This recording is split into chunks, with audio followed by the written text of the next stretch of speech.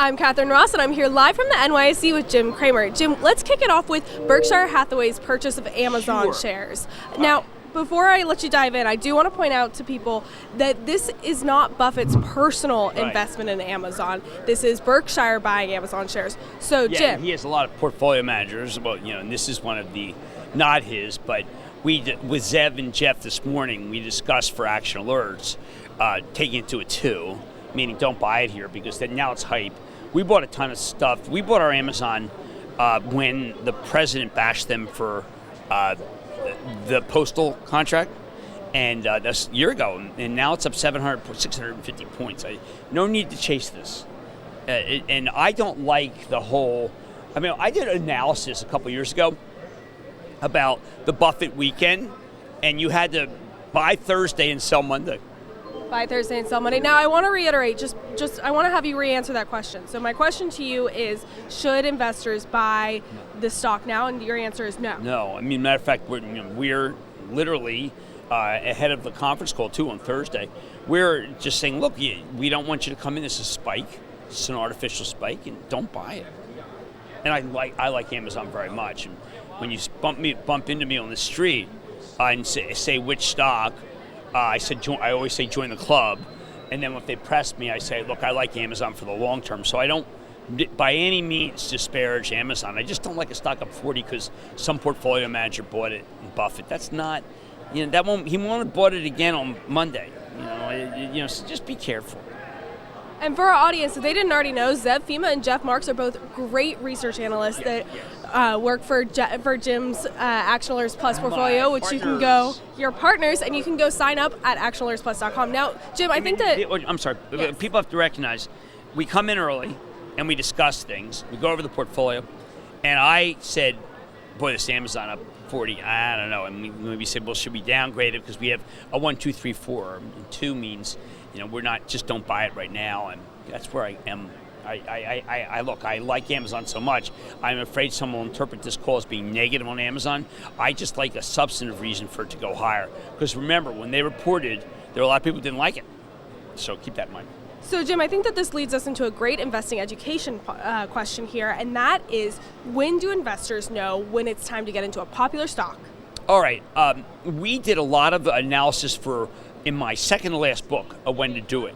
And the answer is you have to wait for a 2 to 5% pullback from the new high list. New high list is a fabulous place to find actual stocks to buy, but not because you just go buy them. You have to wait. One of the reasons why this is a great education question, Catherine, you raised. One of the reasons why I say pullback is the most, a lot of my rules are for, they call them retail investors, home gamers. There's nothing more frustrating, painful, than buying a stock at the high, 52-week high, all-time high, and then watching it go down. So I always say, look, you gotta wait for a pullback. And I mean it, because I don't want people to go in, because then they'll sell everything. They'll get out and they'll say, I'm not going, I'm just gonna go own a fintech ETF or some nonsense that they create because they want fees. And so I like to be cautious and say, new high list, great place to pick stocks, but you still got to wait. But it's even more imperative to wait for a pullback. That kind of reminds me, millennials will attest to this. When you go off and you see a great TV, for example, I was just TV shopping and I wanted a great TV that was $200. I went to Walmart actually. Walmart. Yeah, and I waited. I waited for the TV to go on sale and I got it for half off. So that's how big screen? 32 inches. Walmart. It's for my video games. So I had to get The Activision Blizzard did not have a great number. They need more programming. And we're going to see EA next week. We're going to see how the video game sector is doing in general. Oh, absolutely. Now, Jim. But I do say that we talk a lot about the employment number and why are things not inflationary with that number? Well, wages, the New York Times good piece today about wages are starting to go up. But think about, I say Best Buy to buy it. You say Walmart. You get the thing half price. That is a deflationary environment. Now, I was talking to my friend Matt Horween, who's my writing partner, and we talked about how there are some companies that got price, that took price, meaning they were able to raise. But go over the Clorox quarter. They raised price, and it failed. You had to roll back prices. One of the reasons why the quarter wasn't that good. So there's not a lot of price in the system. I want to circle back for a moment and just mention that Berkshire Hathaway is real money stock of the day. Yeah, that is ahead Yes. And I told the guy, Kevin, who writes, that I want pieces all weekend. I sign a lot of these, and I think that you should be checking the site. We will have fresh stuff about Berkshire Hathaway all weekend. It'll be a breakdown of the meeting and what you need to know as an investor or a potential investor into Berkshire Hathaway. So you can see Real Money's Kevin Curran, who he just mentioned. Right. He'll be writing them all weekend. Find it on realmoney.com. Now, Jim, I want to switch gears, and Sure. I want to talk to you about Tesla. Now, I know we talked about them again yesterday. No, look, my talk. hat is off. Now, let's compare Tesla to Occidentals. Vicky Hall was paying 8% for money with Warren Buffett. This man's paying almost nothing to get money for Tesla, even though there are lots of people, including lots of people write for, we had some really trenchant pieces. Tesla's balance sheet's not that good, but they needed this cash, and they got the cash, for very little money. So if you're short Tesla, Tesla's not as good as short as it was 3 weeks ago, but he got the money. I salute him. When I worked at Goldman, there was an IPO, a potential IPO that I brought in, and a fellow in research killed it. Said, this is not our kind of merchandise. And I said, come on. This is the biggest ticket I'll ever write. It's a perfectly fine company. Everyone uses, their computers are great. And it was killed. Now, here you have Goldman having a sell on it and then doing the deal. Elon Musk, just the great exception to every rule I've ever seen.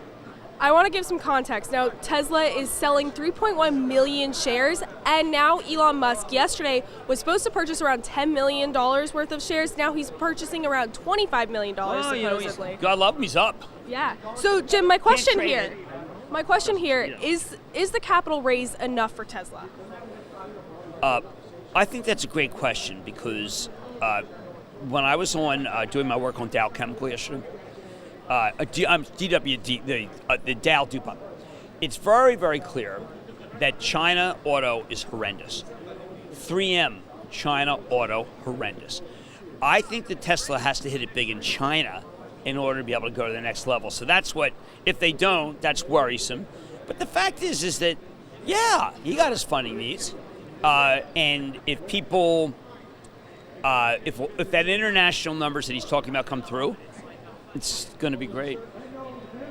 All right, Jim, let's talk about Beyond Meat. I'm dizzy about it because Why are you dizzy about it? Well, in some ways because I've been on Froth Watch, and I think that's froth.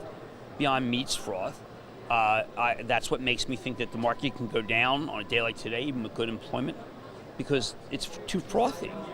Shake Shack was okay. What can investors do about a frothy market? Well, you have to do what we did for the club. You have to take these off. When we went over each stock today, I was tempted to take some City off, but I felt Mike Corvette did a good job when I interviewed him this week. We mentioned, as I said, Amazon. We talked about whether it takes, say, some Five Below, but we like Five Below very much. Don't necessarily say you want to jump up and down to buy it here. I mean, we look at every stock. I mean, that's what we do. We just tick it down, just like I did in my hedge fund.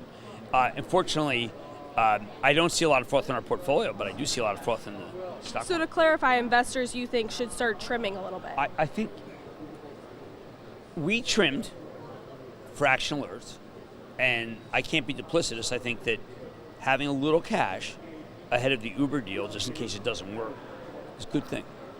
Okay, Jim, so now I want to talk about Beyond Meat because they IPO'd yesterday. They were priced at $25, and then in trading they hit over $60, and when I checked them this morning, they were touching $70. Yeah, see, I don't like that because they're a loss maker, very big loss maker, and more importantly, they have a competitor coming in, Impossible, and Tyson could give the stuff away. So I'm not crazy about this. You should sell Beyond Meat between here and 75. So don't take a bite of Beyond Meat. No, I want Beyond Meat. So now sell some here. There's going to be a short squeeze as people keep selling it because they bet it can't work, and they have to cover at the end of the day. There's no stock. If it goes to 90, sell the rest. Sell half right now. Sell half right now. Sell half right now. All right. So, Jim, before we go, we got to mention next Thursday at 11:30, you've got your Action Alerts Plus members only call. I want everyone to sign up. Why should we watch it? New name. Yeah, new name that I'm working on. It'll be very all right, exciting. That's exciting. Yeah, I can't wait to hear about the new name. It's a great name. All right. All right, so surprise factor. There we go. Okay, so 11:30 next Thursday. Check it out. And that's all we got time for today. For all of you watching on TheStreet.com or on Facebook, we are now jumping over to our Action Alerts Plus members-only club video on ActionAlertsPlus.com. There we will be talking more on Berkshire and Cisco. Thank you for joining us. I'm Catherine Ross, and we'll see you next week.